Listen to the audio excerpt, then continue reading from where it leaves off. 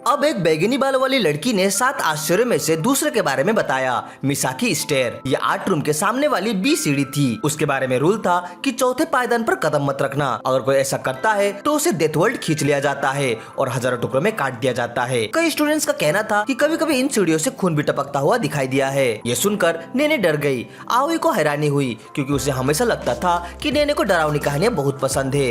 नेने ने मान लिया, पहले मुझे पसंद थी, लेकिन अब जब ये सच निकल रही है तो मुझे डर लग रहा है। आओई ने उसका हाथ पकड़कर कहा, कोई बात नहीं, मैं तुझे और डरावनी कहानियां सुनाऊंगी, तेरा मूड ठीक हो जाएगा। तभी उनकी टीचर ने आओई को आवाज दी, 4:30 बजे तुम्हारी करियर काउंसलिंग है। आओई ने तुरंत बाय कहा और टीचर के पीछे चली गई। नेने ने आओई के लगाए हुए फूलों को देखा जो खिलने लगे थे। उसे खुशी हुई कि उसकी दोस्त खुश होगी, लेकिन अगली सुबह बुरा हुआ।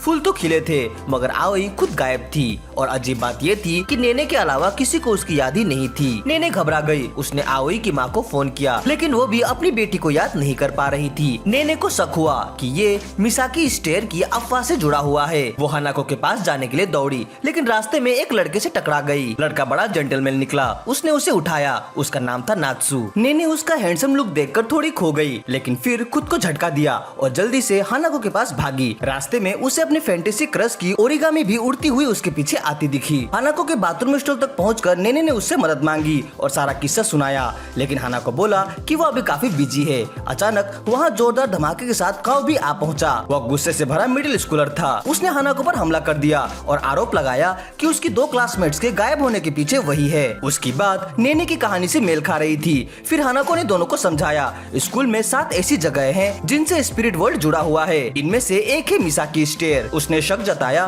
कि गायब हुए स्टूडेंट्स को स्पिरिट वर्ल्ड खींच लिया गया होगा। दोनों उलझन में दिखे तो हानाको ने बोला, इन जगहों को हम बाउंड्रीज कहते हैं। यह सुनकर काओ को याद आया, हाँ मेरे बड़े भाई ने मुझे इसके बारे में बताया था। हानाको ने समझाया कि बाउंड्रीज वो समंदर है जो जिंदगी और मौत के किनारों को अलग करते हैं। ये वो वर्ल्ड है जहाँ भूत और एपिरेशंस रहते हैं जिनकी कोई जगह नहीं होती, जिन्हें सब भूल चुके होते हैं। ये सुनकर नेने की आंखों में आंसू आ गए। उसने हानाको की शर्ट पकड़ ली और मदद मांगी। हानाको ने उसके गाल पर हाथ रखा और कहा, मैं तुम्हें बचाऊंगा, मैं 7वां वंडर हूँ और मेरा फर्ज है बैलेंस बनाए रखना।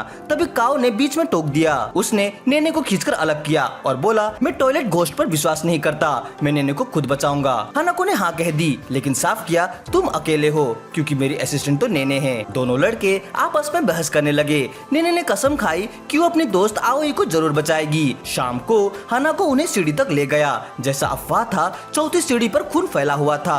हानाको हंसते हुए उस पर कदम रख देता है। बाकी दोनों डरते डरते उसके पीछे चलते हैं। अचानक सब ट्रांसपोर्ट होकर बाउंड्री से पहुंच जाते हैं। वहाँ एक बोर्ड पर लिखा था मिसाकी। चारों तरफ अलग अलग दिशाओं में सीढ़ियां फैली हुई थी। हानाको ने चढ़ना शुरू किया। बाकी दोनों को भी मजबूरी में फॉलो करना पड़ा। नेने ने देखा कि जमीन पर हर जगह पानी था। उसने सोचा सावधान रहना होगा वरना फिसल जाऊंगी और फिर से फिश बन जाऊंगी। हानाको बोला, भूत जैसे मैं इंसानों पर गहरा असर छोड़ना पसंद करते हैं, लेकिन लगता है कि 7 वंडर का दूसरा मिसाकी हद से ज्यादा कर रहा है, मुझे इसे रोकना होगा। तभी अचानक एक फोन बजा। नेने ने उठाया तो दूसरी तरफ से मिसाकी थी, 2nd वंडर। उसने अपनी गुम हुई हाथ मांगी जिससे वह ब्लैक बोर्ड पर लिखा करती थी। उसने बताया, मैं कभी टीचर थी, लेकिन स्कूल की सीढ़ियों के ऊपर मुझे काट कर टुकड़ों में बांट दिया गया। नेने ने उससे आओई के बारे में पूछने की कोशिश की, लेकिन उसने जवाब नहीं दिया। काओ बोला, हमें इसकी मांग इग्नोर कर देनी चाहिए, लेकिन हानाको ने मना किया। हर 7 वंडर अपने इलाके में अनबीटेबल होता है, जैसे मैं बाथरूम में हूँ। अगर मिसाकी को गुस्सा आ गया तो मैं भी कुछ नहीं कर पाऊंगा। तभी हानाको ने दराज से एक किताब निकाली जिस पर लिखा था, बूब्स जी कब हेवन। काओ चिढ़ गया और बोला, सीरियस हो जाओ। लेकिन ये सुनकर नेने असहज हो गई। उसने सोचा, क्या बड़े साइज से लड़के ज्यादा आकर्षित होते हैं? अगर मेरे भी बड़े होते तो मेरे पीछे भी हॉट लड़के भागते। फिर खुद को टोका, नहीं नहीं, मुझे आओई का हाथ ढूंढना है। वह हाथ ढूंढने लगी। हानाको व काओ इधर उधर मस्ती कर रहे थे। हानाको ने गौर किया कि नेने अजीब बर्ताव कर रही है। नेने बोली, मैं नॉर्मल हूँ, लेकिन तभी उसका अल्ट्रा पेडेड ब्रा गिर पड़ा। शर्मिंदा होकर नेने चुप हो गई। हानाको ने उसे आश्वासन दिया कि कुछ कहने की जरूरत नहीं। फिर टाइम खत्म हो गया और मिसाकी ने अपना हाथ वापस मांगा। अचानक बहुत बड़ी कैंची हवा में उड़कर उन पर टूट पड़े। अगर हानाको की फास्ट रिफ्लेक्स न होती तो उनके सिर उड़ जाते। कुछ ही देर में वे उड़ती कैंचियों से भाग रहे थे। तभी ह्यूम डॉल्स ने उन्हें घेर लिया। जब कोई चारा न था तो हानाको और उनके दोस्तों को उनसे लड़ना पड़ा। अभी मौके भी आ गए और उन्हें आइटम आइटम्स की एक लिस्ट थमा दी। हानाको ने काओ को आदेश दिया आर्म फेंको। जैसे ही काओ ने आर्म फेंकी, एक दरवाजा उसे निकल गया और फिर नया दरवाजा खुल गया। इसका मतलब था कि उन्होंने पहला टेस्ट पास कर लिया है, लेकिन दरवाजे के उस पार उनका और टेस्ट इंतजार कर रहे थे। और सबसे बड़ी समस्या ये थी कि अभी भी आओई उनके पास नहीं थी।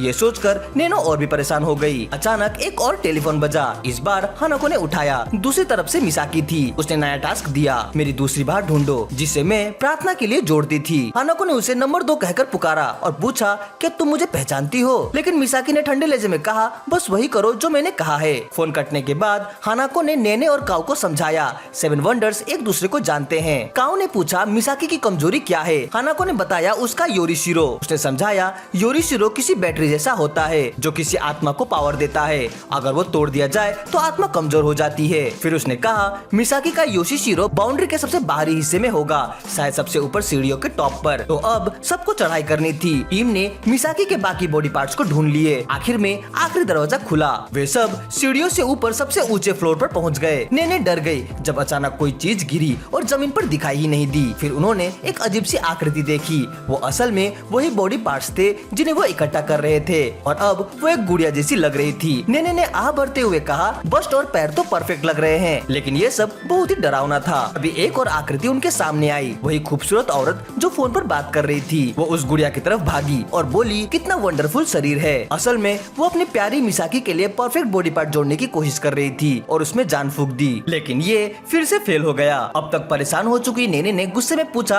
आओई कहाँ है। औरत ने लापरवाही से जवाब दिया और गुड़ियों का ढेर दिखा दिया। ये सब वो लोग हैं जो अपने काम में असफल हुए। अचानक नेने ने एक डॉल देखी जो उसकी दोस्त आओई जैसी लग रही थी। वो रोते हुए उसकी तरफ भागी और उसे गले लगाया, लेकिन उसी वक्त उस डॉल का सिर गिरकर अलग हो गया। ये देखकर नंबर 2 बुरी तरह से गुस्सा हो गई, लेकिन काओ ने समय रहते उसकी रक्षा की। हालांकि इस प्रक्रिया में उसका हाथ स्टफ डॉल में बदल गया। हानाको तुरंत बीच में आया और उस फॉक्स वुमेन आत्मा को थोड़ी देर के लिए पीछे हटा दिया। काओ ने हानाको से कहा ट्रांसफॉर्म हो जाओ और उसे उड़ा दो, लेकिन हानाको ने कहा यह असंभव है, हम नंबर 2 की टेरिटरी में हैं। बिना उसकी अनुमति मैं अपनी हाकू जोदाई की पावर इस्तेमाल नहीं कर सकता, लेकिन अगर हम उसका योरीशिरो तोड़ दे तो काम आसान हो जाएगा। अचानक वही फॉक्स औरत सामने प्रकट हुई और उन पर हमला कर दिया। काओ अपनी पूरी कोशिश कर रहा था लड़ाई करने की, जबकि हानाको ने उसे वहीं छोड़ दिया और नेने से बात करने आया। उसने नेने को समझाया तुम्हारी दोस्त आओई मरी नहीं है, क्योंकि ये बाउंड्री है, यहाँ कुछ जन्म नहीं लेता और कुछ मरता नहीं। नेने को उम्मीद की किरण मिली।